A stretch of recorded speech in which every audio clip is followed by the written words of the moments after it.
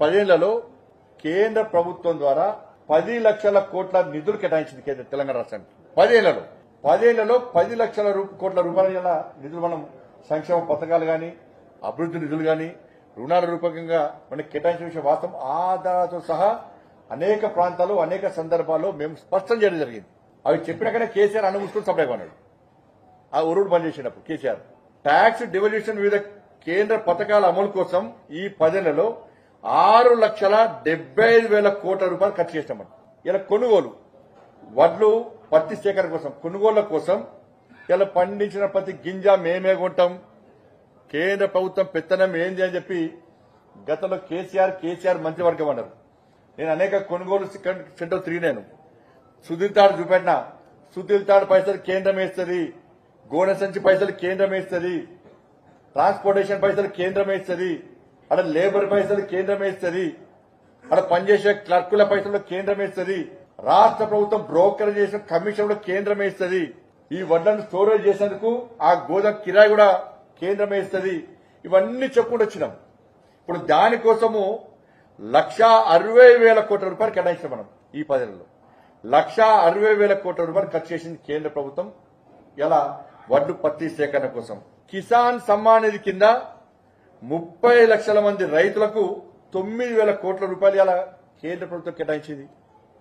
ఇలా ఎంఎస్పీ 10 సంవత్సరాల్లో ఎంఎస్పీ 9 సార్లు పెంచినాం. ఎంఎస్పీ కింద 27,000 కోట్ల రూపాయలు కేటాయించడం తెలంగాణ రాష్ట్రానికి ఖర్చు పెట్టినాం మనం.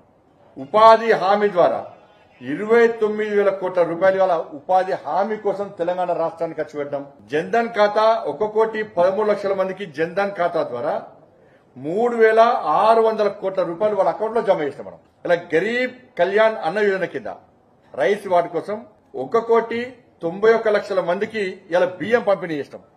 1,91,00,000 మందికి ఇలా బియ్యం పంపిణీ చేస్తాం మనం గరీబ్ కళ్యాణ్ అన్న యోజన కింద.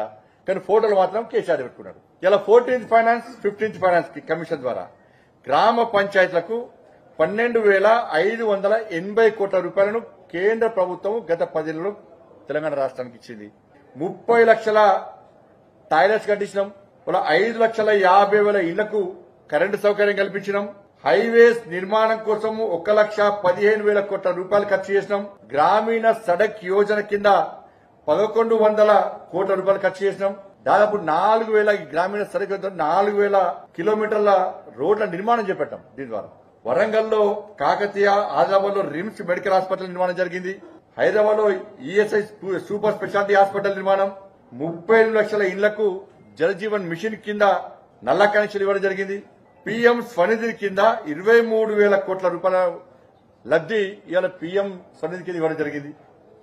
ఆయుష్మాన్ భారత్ స్కీమ్ కింద 80 లక్షల మందికి పైగా లబ్ది ఇవ్వడం జరిగింది. వాళ్ళ 11,80,000 మందికి వాళ్ళ గ్యాస్ కనెక్షన్ ఇవ్వడం జరిగింది ఈ ఏడాది మార్చిలో. దాంతోపాటు మొన్న ఎన్నికల కంటే ముందు కూడా ప్రధానమంత్రి గారు ఈ రాష్ట్రంలో పర్యటించినప్పుడు అనేక అభివృద్ది కార్యక్రమాలు ప్రారంభించడం జరిగింది. వాళ్ళ గత ఏడాది మార్చిలో ప్రధానమంత్రి గారు ఆదిలాబాద్ పర్యటనలో 56,000 కోట్ల రూపాయలు, సంగారెడ్డి పర్యటనలో 6,800 కోట్ల రూపాయల వ్యయంతో నేషనల్ హైవేస్, రైల్వే లాంటి అభివృద్ది పనులు ప్రారంభించడం జరిగింది. మనోహరాబాద్, సిద్దిపేట కలుపుతూ కొత్త రైలు మార్గంతో సహా రైలు ప్రాజెక్టులను అంకితం చేయడం జరిగింది. గత అక్టోబర్ 3న ప్రధానమంత్రి గారు నిజామాబాద్ పర్యటనలో 8,000 కోట్ల రూపాయల విలువైన వివిధ అభివృద్ది పనులకు శంకుస్థాపన చేయడం జరిగింది. అక్టోబర్ 13న ప్రధానమంత్రి గారు పాలమూరు జిల్లాలో వివిధ పనులకు సంబంధించి 13,500 కోట్ల రూపాయలకు సంబంధించి అభివృద్ది పనులకు శంకుస్థాపన చేయడం జరిగింది. హైదరాబాద్ విశాఖపట్నం కారిడార్ పనుల కోసం 2,460 కోట్ల రూపాయలు కేటాయించడం జరిగింది. Hasanabad Chellapalli LPG pipe line gas project కోసం 2,170 కోట్ల రూపాయలు కేటాయించడం జరిగింది ఎల్పీజీ కోసం.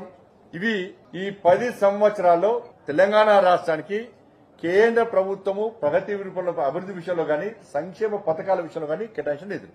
ఇవి మాట్లాడారు, ఇవి బయటికి చెప్పారు.